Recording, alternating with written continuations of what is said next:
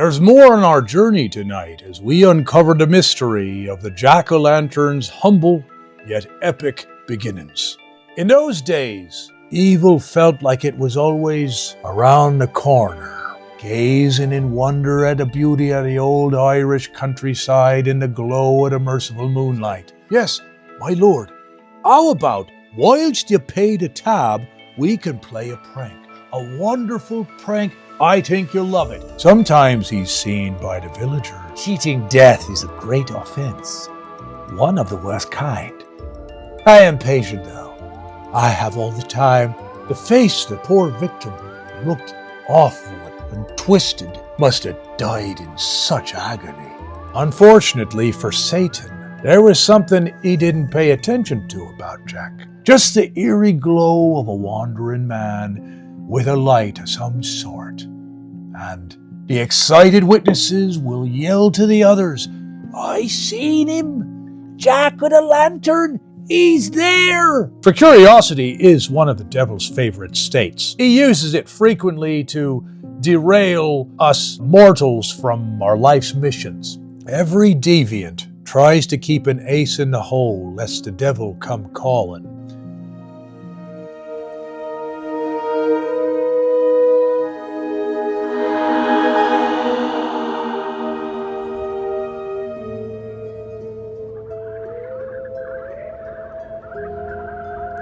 Welcome back, you fellow soulful wandering adventurers. There's more on our journey tonight as we uncover the mystery of the jack-o'-lantern's humble yet epic beginnings.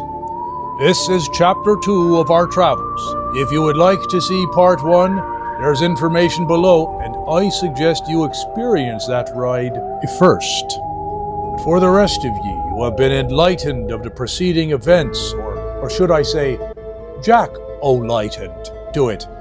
View on, read on, listen on.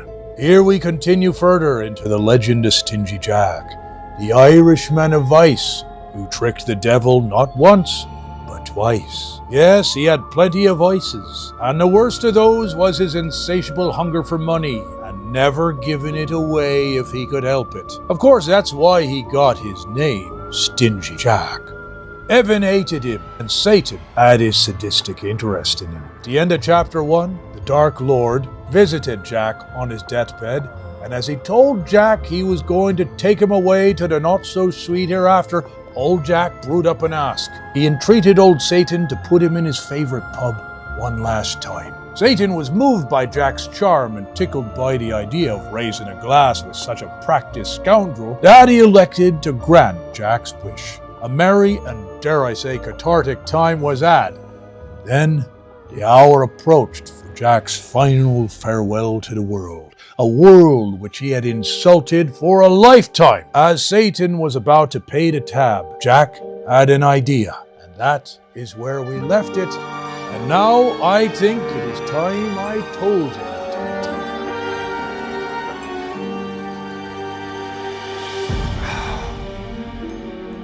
Part the second.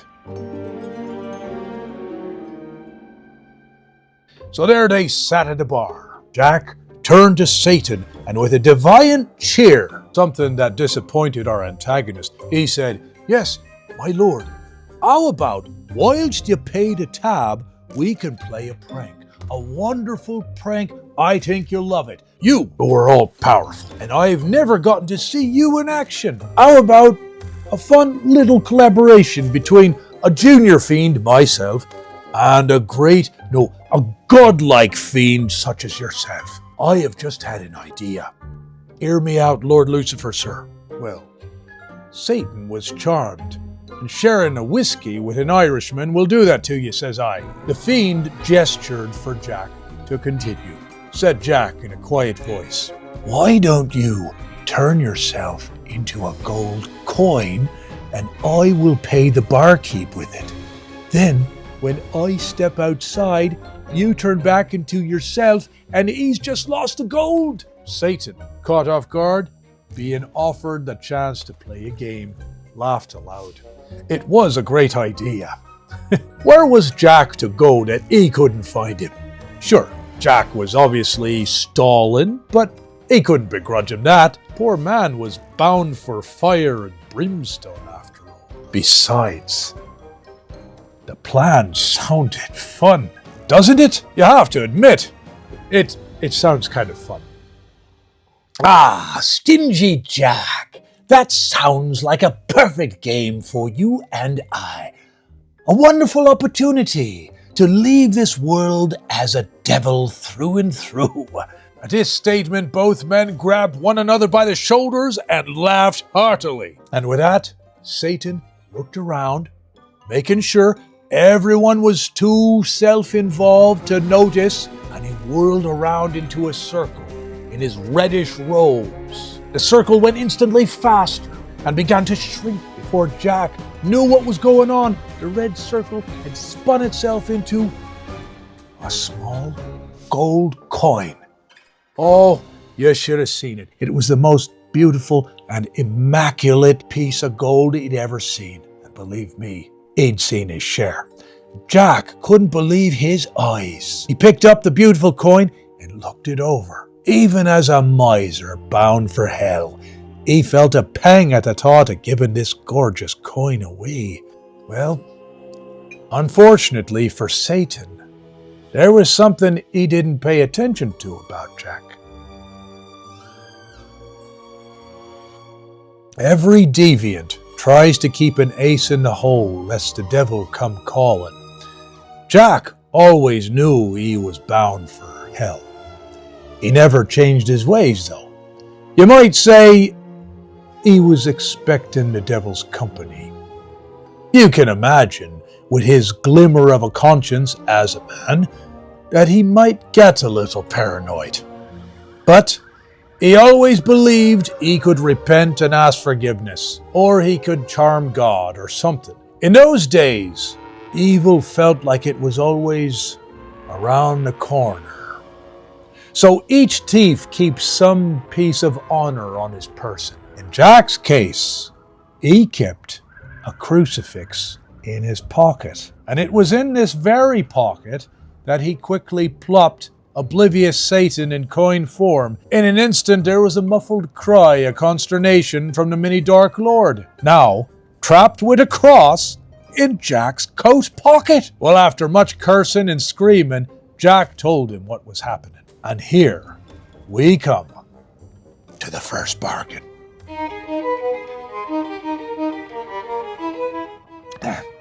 "No, Satan," said Jack in a harsh whisper. "No, Satan, you shall heed my wishes." He encountered more muffled swearing and waited patiently. "I will release you from this prison, but you are going to extend my life by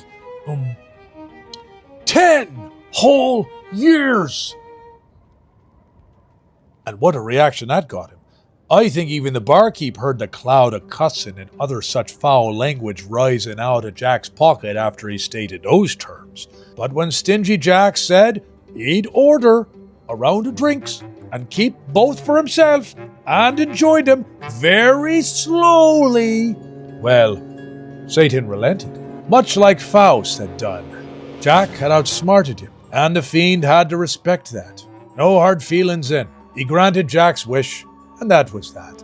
Jack released the little Dark Lord from his pocket, and Satan returned to his form to regard Jack once more. "Very well," said Satan, a little annoyed. "But in 10 years, my friend, I shall collect your debt, which will have swelled to something much worse. Cheating death is a great offense, one of the worst kind. I am patient, though. I have all the time. You only have 10 years. What a very stupid number, by the way. 10? Why only 10? Too bad you had been drinking. In any case, here is another round on me, you devil." He smiled. "Take care, Jack." And with that, he was gone, leaving Jack humbled with a twinge of dread. Now, many of us in the Emerald Isle have puzzled over Jack's strangely short-sighted request of only an extra decade. How When you have the devil by the throat, do you only ask for 10 more years, knowing full well you're going to hell anyway? Well, he was no doubt 3 sheets to the wind, we say. Bless the poor bugger. But good for him. He tricked the devil. Sláinte. But, needless to say, the dread faded away. Whilst at first, our strange hero tried to undertake a new life with a little more consideration towards others, he soon reverted to his old dastardly ways of preying upon the weak for his own ends. He convinced the demons of doom to vanish from his mind, such is the ability of the fatally materialistic. By year 9, the dread was returning, though. He started feeling strange urges, those pangs. Yes, the end was near. The final days were winding down, and you can't imagine the fever of chilling fear that Jack was suffering. Hell was howling for him. He could feel it. He was in and out of every emotion you can think of. He was going from despair to manic joy and overwhelming dread. There was only one thing to do. Take a walk and take a flask or two. So it was that Jack was stumbling through the woods just outside of town, swigging the flask and futilely singing a song to calm himself amid the doom that seemed to grow stronger in the autumn twilight. He was startled to find a ghastly sight. A hanged corpse was dangling from a tree off to the side of the trail. The face of the poor victim looked awful and twisted. Must have died in such agony. He felt moved to approach the dead man and cut him down. He took hold of the rope, and no sooner had he unsheathed his golden-handled knife when the body burst to life and grabbed him by the arms with horrifying force. There was a strange sound as well. It sounded like chuckling and began to build to a rising cackle and transformed again to a laugh.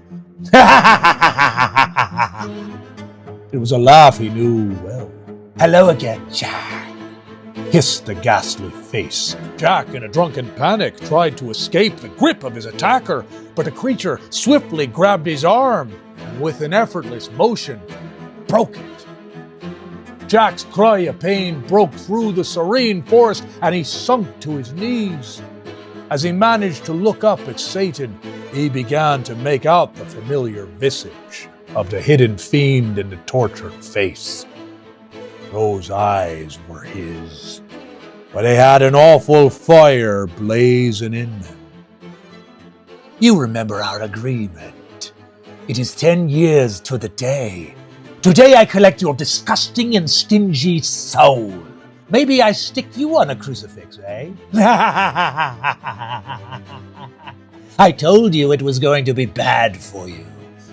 Even worse for cheaters of death. You cannot be saved, even by repenting. I told you. For 10 years you've had this knowledge, and I have watched it eat away at your mind." Jack's arm felt like it was on fire. He couldn't think. But then the devil's words again rang out to him. Knowledge. He said knowledge. Now wait just a moment. Knowledge. His mind raced. He had just passed an apple tree on the way here. The fruit of knowledge. Oh, it was a long shot, for sure. But with a broken arm and heading for doomed eternity, he had nothing to lose. "Lucifer, oh, light bring..." "Save it, Jack. I'll not be hearing your devilish tongue this time, you hear me?" sneered the fiend, obviously cautious. "Yes, Satan, my lord, sir," said Jack, quickly, wincing in the smarting pain in his arm. "Begging your pardon. It's just that..." He stopped there, and Satan was now frustrated at the curiosity welling up within him. For curiosity is one of the devil's favorite states. He uses it frequently to derail us mortals from our life's missions.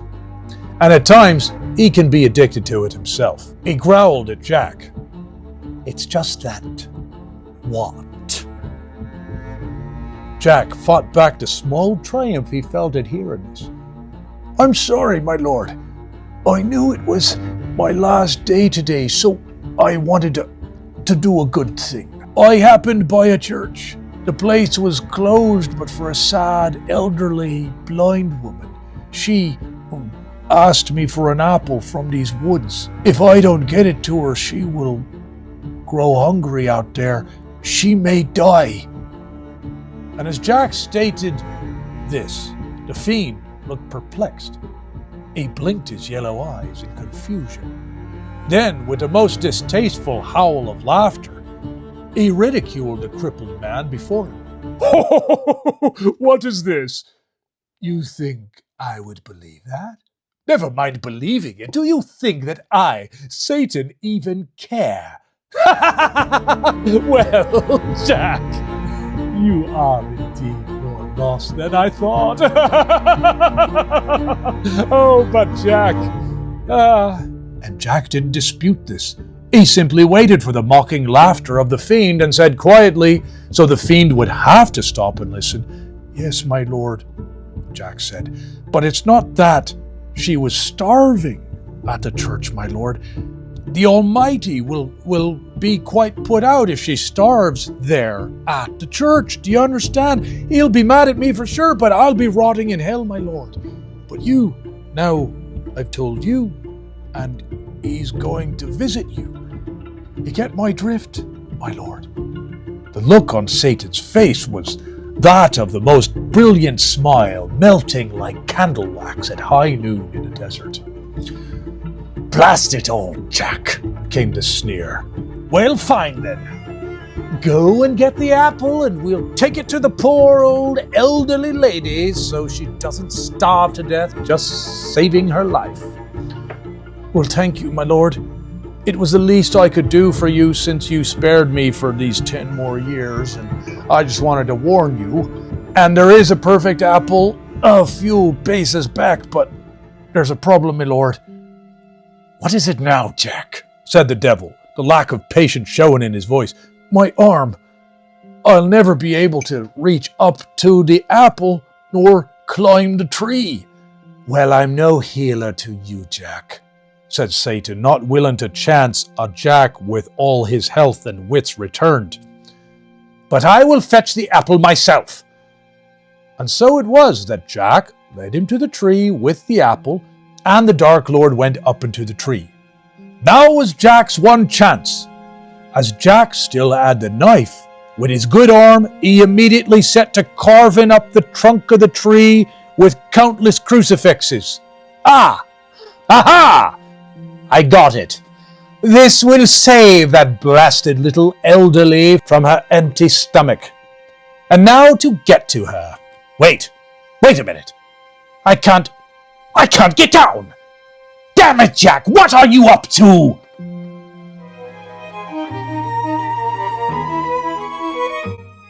The second bargain. Jack stood there with his old crucifix out of pocket and in hand, held up aloft at Satan, trapping him in the tree. Now it all became clear. There was no old lady, no church. Jack had him again. He had even trapped him in the tree of knowledge. Ah, what a nice touch that was. All right, Jack. He smiled a saturnine smile. State your terms. Jack, through anxiety and smart and pain, managed to smile back. He'd tricked the devil successfully again. Jack held up his crucifix and the devil remained stuck in the apple tree. You are to swear to me, right here and now, that you will never claim my soul. There was a growl up in the tree. Satan considered his options and finally agreed. What other choice did the poor old devil have? Satan muttered to himself, I'm not going to hear the end of this from the big man, am I? Jack put away the cross and Satan leapt down. Well done, Jack, you fiend. And with a smile he firmly patted batted Jack's broken arm, sending a raft of new explosions through Jack's injury, causing yelps from the incapacitated man. And Satan, beaten again, walked off into the forest. It was now the final hours of Jack's final day, and he felt the end near. "At least I got him again," Jack said as his strength waned. He sat under the apple tree that saved his soul and toasted to himself. He felt the whiskey on his lips, drips in the fire water into the back of his throat. He heard the hooting of a great horned owl. Far away, there was the howl of the wolves. His eyes closed like the world of night around him. He fell back lifeless. And now at last, we come to Jack's dilemma.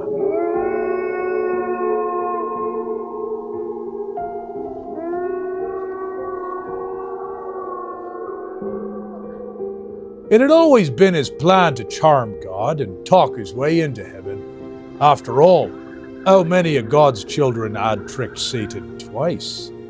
Let alone even once. None of them.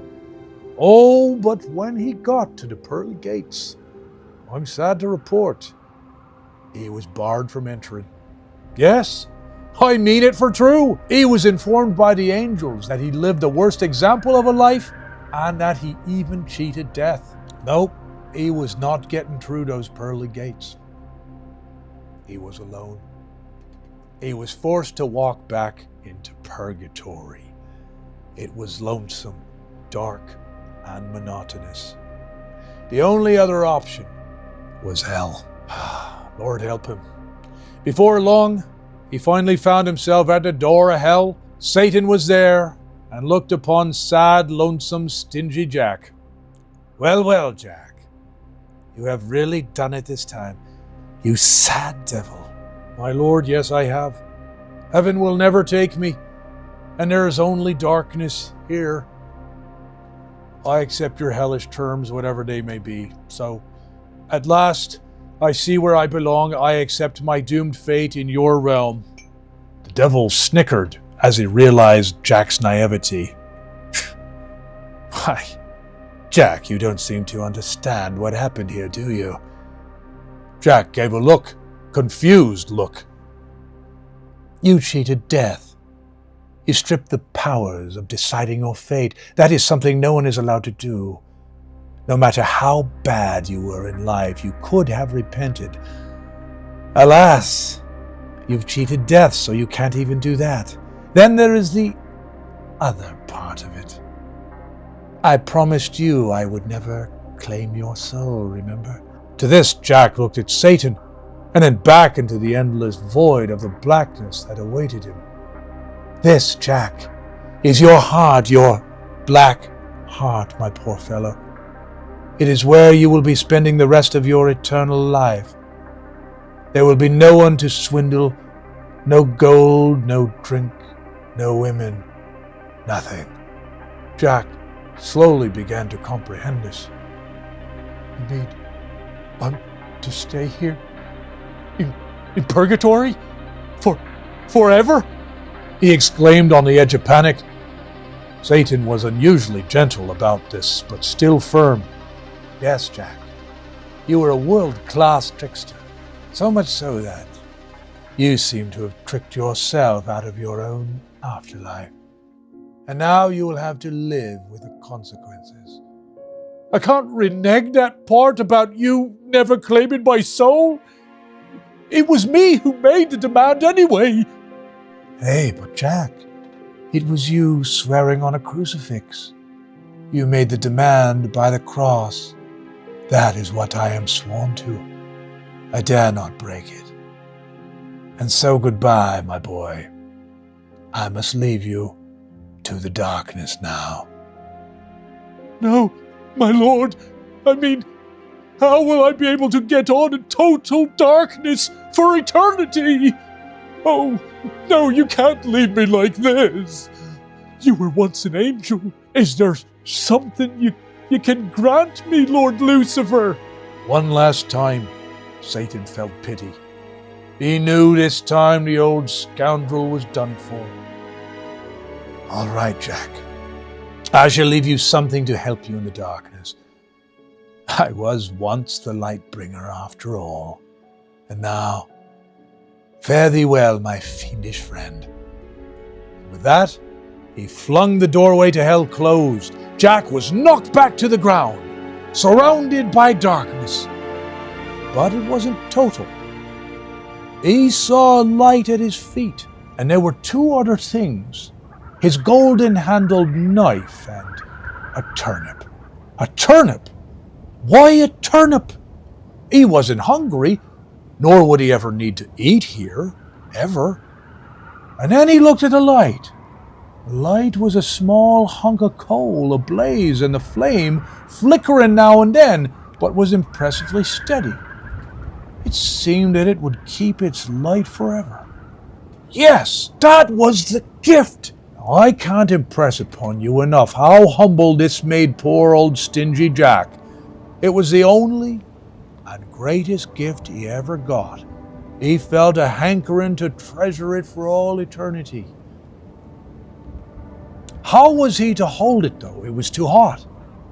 Then his eyes turned to the knife, and then to the turnip, and then to the knife. Thank you, Lightbringer. And with that, Jack set to carving up the turnip. He hollowed it out, and then a word came to him. Eternity. No friends left. He added in two hollow eyes, a smiling mouth, and then he thought of the Holy Trinity, and he added a triangle for a nose. It would be his light and act as his only friend for all time. And so, there went Jack into the blackness, hoisting his turnip lantern. And there he is, still to this day. But as a Christian, I'm happy to say, it's not always darkness, for every year around Samhain, when the veil between the worlds grows thinner for a few days, old Stingy Jack haunts the countryside, gazing in wonder at the beauty of the old Irish countryside in the glow of the merciful moonlight. Sometimes he's seen by the villagers, just the eerie glow of a wandering man with a light of some sort. And the excited witnesses will yell to the others, "I seen him! Jack with a lantern! He's there!"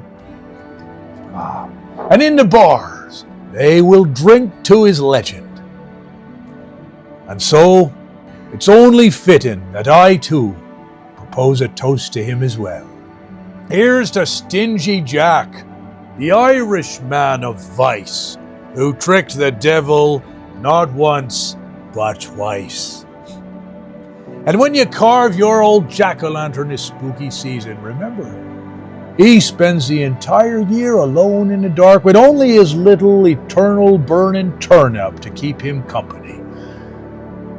But when Samhain arrives, and by the mercy of the fates, he gets to see the world he never appreciated, he will no doubt see your jack-o'-lantern and be comforted. He is fond of all the faces, be they sweet or ghoulish. He has come to enjoy them all by now, as you can imagine.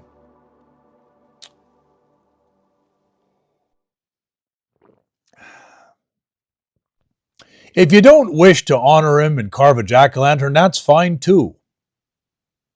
Just don't let him be catching you in purgatory one day.